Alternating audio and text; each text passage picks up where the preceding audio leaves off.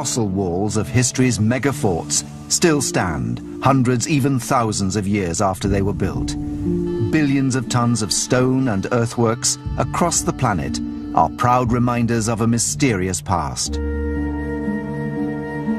So too the stories of the men who built them and tried to bring them down, who created nations and ultimately our world today. To discover them, we must journey back to a time when men fought and built to dominate an entire world.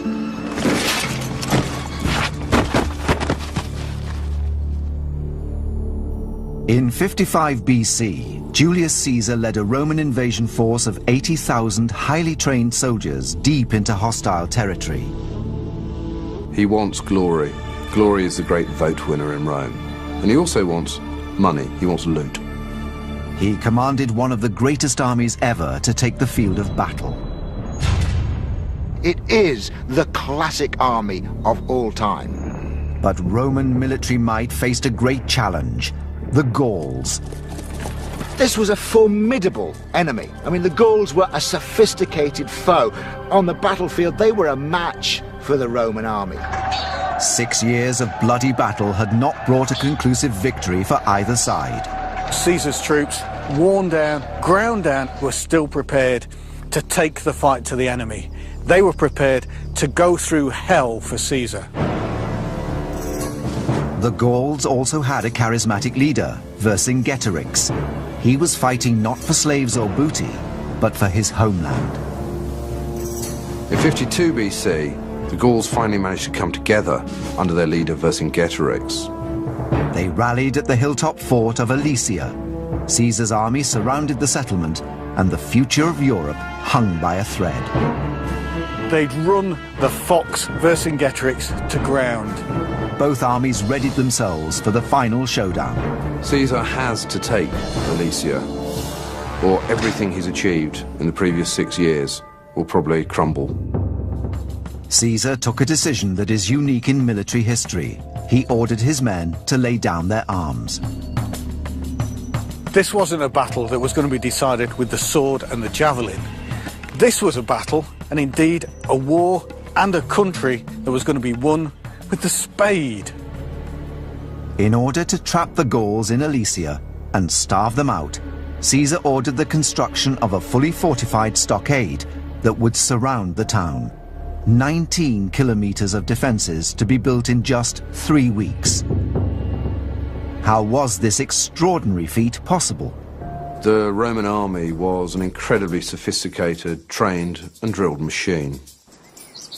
A legion of 80 was divided into 10 contraburnia, or squads of 8 men. Within the squad, each man had a rotating daily duty. 1 would cook, 2 would guard, the rest would chop and dig to build a fort. They worked a full day of solid manual labor. There was no need for fitness programs in the Roman army. Their entire life was one long physical workout. At Alesia, the back-breaking effort required for 60,000 men to build 19 kilometers of fortification only using muscle was not to be enough. Another danger was on its way, for not all the Gallic tribes were trapped inside Alesia. There's another problem. There's a huge Gallic army of relief heading his way. With up to 250,000 enemy reinforcements only 3 weeks' march away, Caesar had to move quickly. He has to build another huge wall facing outward. Having built one 19-kilometer wall in just 3 weeks, Caesar had only 3 more weeks to construct a second 21-kilometer wall, around 40 kilometers of defenses, in just 6 weeks, to create the largest donut-shaped fort in history. He's having to fight inwards and outwards. This is the hilltop fort of Alesia, and this is where the Gauls found themselves trapped by Caesar. And in an attempt to stop the Gauls gathering provisions and fuel, Caesar decided to build a wall around the outside of the fort at the base of the hill. However, the Gauls had managed to raise an army of reinforcements which was approaching from the rest of the country. And so to defend against this, Caesar had to build a second wall, a contravallation which went around the first wall, and effectively barricaded himself in between these 2 walls. And it's from here he successfully managed to defend the world's one and only ring-shaped fort, with enemies on the outside and enemies on the inside. A Roman fortification was more than just a wall. Layers of obstacles formed an intrinsic part of the defences. Ancient Discoveries is investigating the details of this integrated defensive system, and will test whether it was possible to build such a complicated fortress in the few weeks Caesar had. The mainstay of a Roman fort was its oak wood fence. Damien Goodburn is a leading expert in ancient wood construction.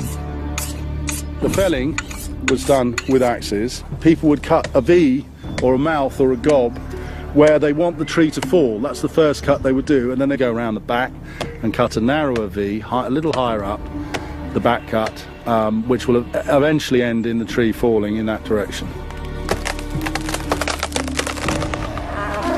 The next task is to make the stakes that form the wooden walls, known as a palisade. These stakes are called pales. To make pales at speed, the Romans didn't use saws. They split the timber by hammering in tapered iron spikes. The split timber is quicker as long as you've got reasonably suitable material. But a Roman fortress was more than a wall. When you were building a castle, the objective was to put as many stumbling blocks in the way of the enemy. So you would start off, for instance, by building ditches around the outside. John Naylor is working with a team of experimental archaeologists. Today's test for these men is to try and build a section of palisade and trench the way that the Romans would have done it. We're trying to work out just how much this section of 8 men can do in a day. John can then calculate whether Caesar's 60,000 men could have built 40 kilometres in just 6 weeks, with the tools and equipment available. These aren't props. They're not fancy dress. These are real linen tunics, real caligae. Everything from their boots to the tools is just the way the Romans would have had it.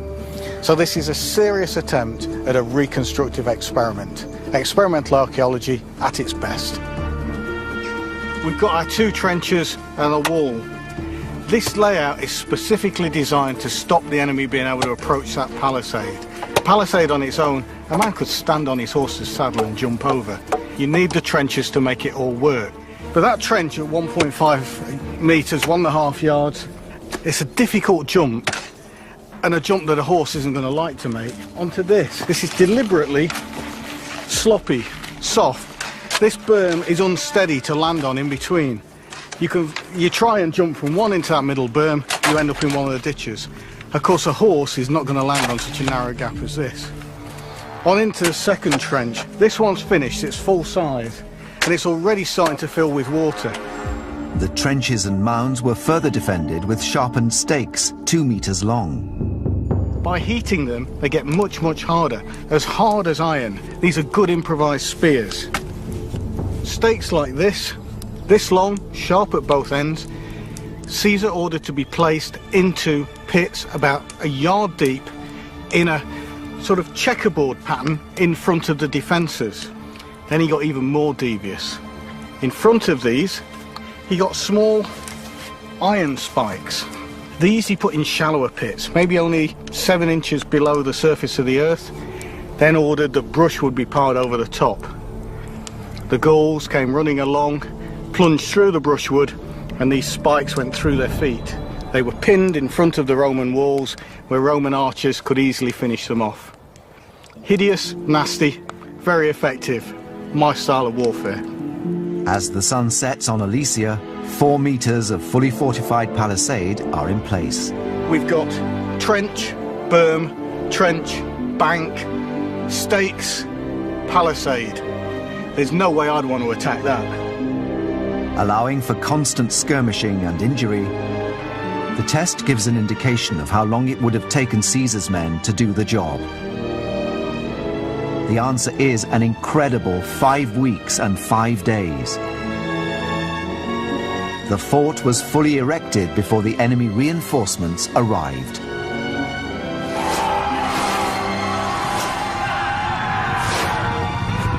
With no hope of resupply or reinforcement, Vercingetorix surrendered in 5 days. With such an extraordinary achievement under his belt, nothing could quench Caesar's ambition. He went on to become dictator of Rome and founder of the Roman Empire. 1,600 kilometers to the north, Mike Loades is investigating the castle that helped create Great Britain. This is an act of aggression, and that is what castles are for. Castles are tools of conquest. This is the story of a mega fort built not for defense, but as an aggressive weapon of attack.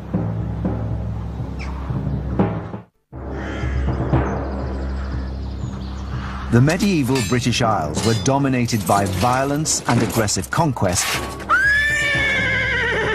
driven by the castle.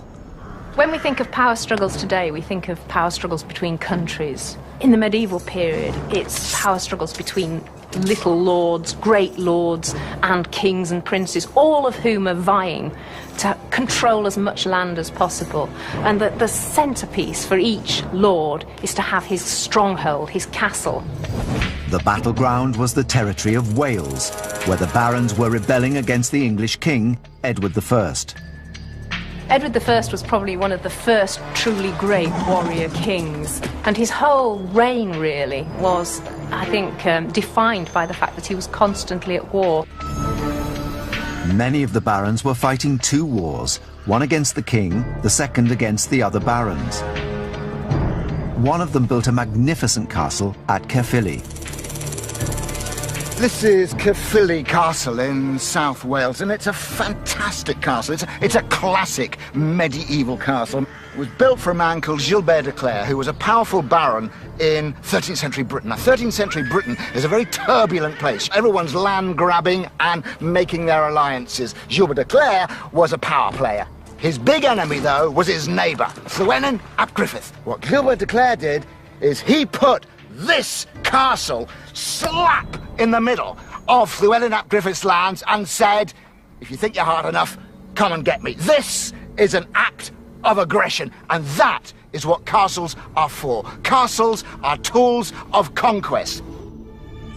The castle built by Gilbert de Clare was a revolutionary masterpiece of military planning.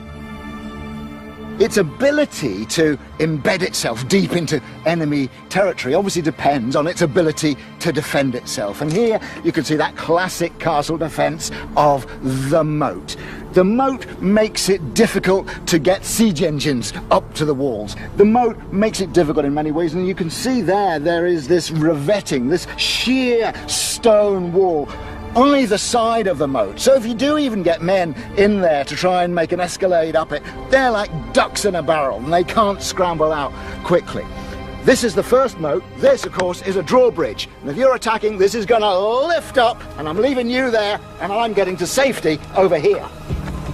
Even if Llewellyn ap Griffith's men could get across the moat, further pains awaited them on the other side. There are aspects of Caerphilly's defence that are as old as fortification itself. Things like these bastions, these buttress towers along the wall here. And what they do is not only do they strengthen the wall, but by jutting out like that, they give you enfilading. So with bows, crossbows, with spears, whatever weapons you've got, you can shoot across the line. So somebody coming up to that wall, there's no safe spot for them. Everywhere along that wall, there's somewhere where you can shoot at them or